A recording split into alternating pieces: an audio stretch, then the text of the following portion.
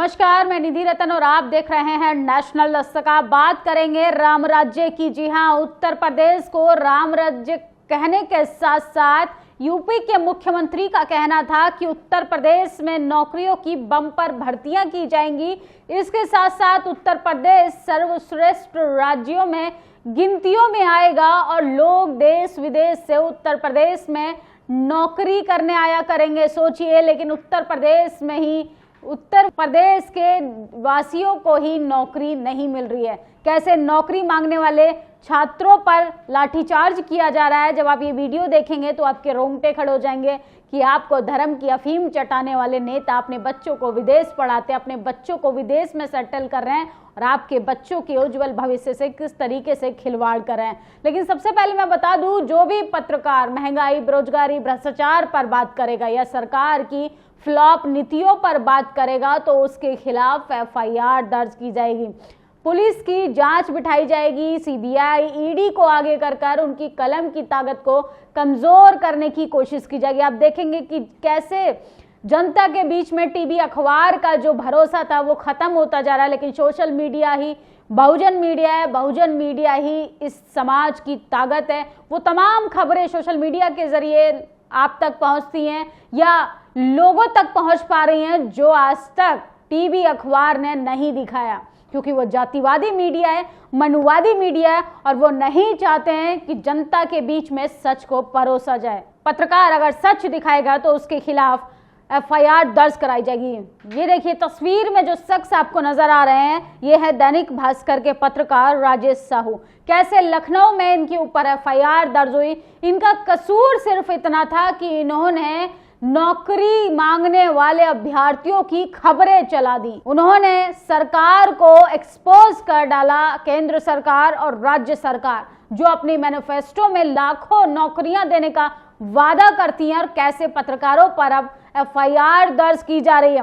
दैनिक भास्कर के पत्रकार राजेश साहू पर लखनऊ में एफआईआर हो गई है। एफआईआर उन पर पुलिस भर्ती में हो रहे खेल को उजागर करने के बाद हुआ। हम सभी राजेश साहू के साथ हैं, वह पक्ष या विपक्ष के नहीं, वो सच के साथ हैं। तो सोचिए किस तरीके से पत्रकारिता को खत्म करने की कोशिश की जा रही है। वैसे भी भारत में पत्रकारिता का कितना गिरा हुआ इस तरह, ये तो आप अंदाजा लगा ही सकते हैं। लेकिन इसके साथ साथ सोचिए पत्रकारों पर भी अब एफआईआर हो रही है। जिन राज्यों में भाजपा की दोहरी सरकार है वहां पत्रकारिता करना बहुत कठिन होता जा रहा है। पत्रकार यदि राज्य सरकार द्वारा चलाई जा रही है योजनाओं की कमियां उजागर करते हैं तो उन पर एफआईआर होती है। ऐसा लगता है जैसे प्रशासन को यह निर्दोष है कि वो स्थानीय स्तर पर उन पत्रकारों को चिन्हित करे और कानूनी कार्रवाई करके उन्हें परेशान करे। ऐसा बार बार करने से पत्रकार दबाव में आ जाएंगे, संस्थान उन्हें निकाल देगा और अंत में वे अपना असल काम करना बंद कर देंगे। सोचिए किस तरीके से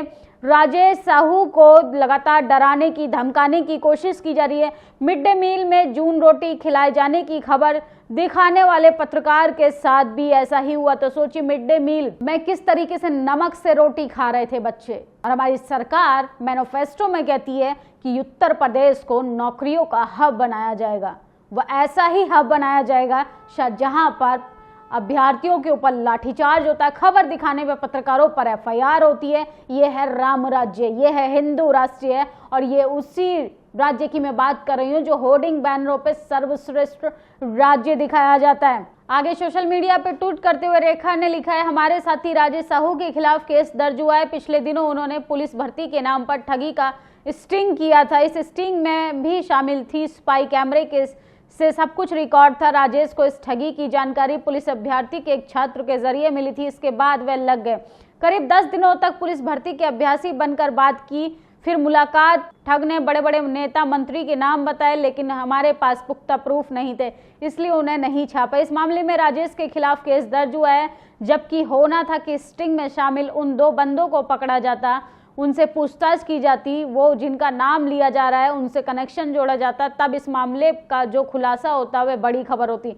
आखिर कोई पैसे लेकर अगर भर्ती करवा रहा है तो सीधे तौर पर उन युवाओं के साथ धोखा होता है जो 5 साल से तैयारी कर रहे हैं। सोचिए किस तरीके से स्टिंग ऑपरेशन किया था राजेश साहू ने कि पुलिस भर्ती में घोटाला जो किया जा रहा है, कैसे सीटों की बिक्री की जा रही है, जो लोग मेहनत से लगातार तैयारी करते रहते हैं उन छात्रों के भविष्य से खिलवाड़ करने की कोशिश की जा रही है। राजेश साहू ट्वीट करते हुए लिखते हैं 2018 से 23 तक यूपी का बजट शुरुआत 4,28,000 करोड़ से हुई थी, इस बार 7.5 लाख तक पहुंच जाएगा। 1952 में पहला बजट जारी हुआ तब 149 करोड़ था, आज देखा जाए तो करीब 4600 करोड़ बढ़ा हो गया है। आज़ादी से अब तक यूपी बजट पर भी उन्होंने एक खबर को लगाते हुए सरकार पे तंज किया है। नई शिक्षा भर्ती के लिए प्रदर्शन जारी है, कुछ अभ्यर्थियों की संख्या 20 लाख है, बाकियों का भी आना बाकी है। तो लगातार लोग जो हैं वो उत्तर प्रदेश में नौकरियों की मांग के लिए, नियुक्ति पत्र की मांग के लिए लगातार अपनी आवाज उठा रहे हैं। आप देखेंगे 69,000 शिक्षक भर्ती के लिए कैसे कई समय से लोग धरने पर बैठे हैं, लगभग 1 साल से भी ज्यादा का समय हो गया, लेकिन सरकार उनकी बातें सुनना जरूरी नहीं समझती। ना शिक्षक भर्ती निकालेंगे, ना प्रदर्शन करने देंगे। तानाशाही अगर इन्हें ना कहे तो किसे कहें। 6 साल में 20 लाख युवा इंतजार कर रहा है, सिर्फ इंतजार। सोचिए, ये है भारतीय जनता पार्टी का विकास। नई प्राथमिकता शिक्षक भर्ती को लेकर डीएलएड शिक्षकों को घेरा विधानसभा और साथियों को किस तरीके से धरना स्थल पर पुलिस घसीटती हुई नजर आ रही है।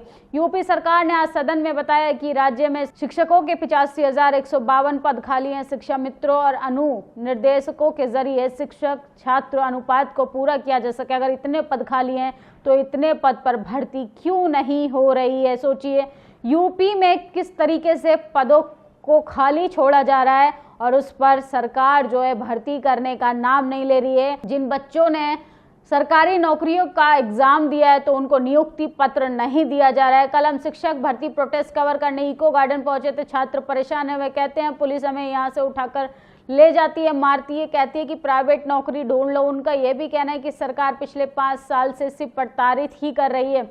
युवा 5 साल से प्रदर्शन करने से नहीं थक रहा, हम कवरेज करने से नहीं थक रहे। मंत्री जी छात्र शिक्षक अनुपात समानुपात फिट करते हुए नहीं थक रहे। उत्तर प्रदेश का युवा नौकरी की तलाश में बिहार जा रहा है, इसे क्या उपलब्धि मानी जाए। अब मंत्री जी बता सकते हैं तो सोचिए, ये है देश के युवाओं का हाल। देश की जनता अब खुद तय करे कि आपको क्या चुनना है। ये सरकार 5 साल में और केंद्र सरकार 10 सालों में इस देश के युवाओं को नौकरी तक नहीं दे पाई। देखिए किस तरीके से बीजेपी शासित राज्यों में खट्टर से सरकार के रहते हुए वहां का जो युवा है, बेरोजगार जो है, वो इजराइल जाने के लिए मजबूर हो रहा है। तो ये है राम राज्य, हिंदू राष्ट्र है। इसी हिंदू राष्ट्र की कल्पना की थी देश के प्रधानमंत्री ने। यही है उनके विकसित भारत का सपना, जिसमें युवाओं के लिए नौकरी नहीं, महिलाओं के लिए सुरक्षा नहीं, महंगाई, बेरोजगारी, भ्रष्टाचार तो अपनी चरम सीमा पर है। और इस पर कोई पत्रकार अगर खबर दिखा दे तो उसको पुलिस का डंडा चलाया जाएगा, एफआईआर कराई जाएगी और ना जाने उसकी ताकत को कमजोर करने के लिए क्या क्या कुछ नहीं किया जाएगा। आप देखेंगे कि किस तरीके से सोशल मीडिया वाले पत्रकारों पर गाज गिराई जाती है, जबकि टीवी अखबार में बैठे मनुवादी जातिवादी पत्रकार लगातार सरकार की चाटुकारिता कर भ्रष्टाचार को परोसने का काम करते हैं। जनता के मुद्दों से न देश की मीडिया को कोई मतलब है, ना टीवी अखबार में बैठे दलाल पत्रकारों को कोई मतलब है, और ना ही इस देश के तमाम भारतीय जनता पार्टी के नेता, अभिनेता, प्रवक्ता। क्योंकि आपके बच्चे को तो उसने धर्म का अफीम चटाकर हाथ में डंडा और झंडा दिया हुआ है, और आपका बच्चा इजराइल जैसी जगह पर जा रहा है जहां पर युद्ध छिड़ा हुआ है। कभी सोचिएगा जरूर गंभीरता से। शुक्रिया। नेशनल दस्तक की आपसे गुजारिश है कि अगर इसको बचाना चाहते हैं तो नेशनल दस्तक को सब्सक्राइब करने के लिए रेड कलर के सब्सक्राइब बटन को दबाएं, फिर बेल आइकन की घंटी दबाएं। नेशनल दस्तक को बचाने के लिए बहुत जरूरी है कि हर खबर को शेयर करें, लाइक करें, कमेंट जरूर करें।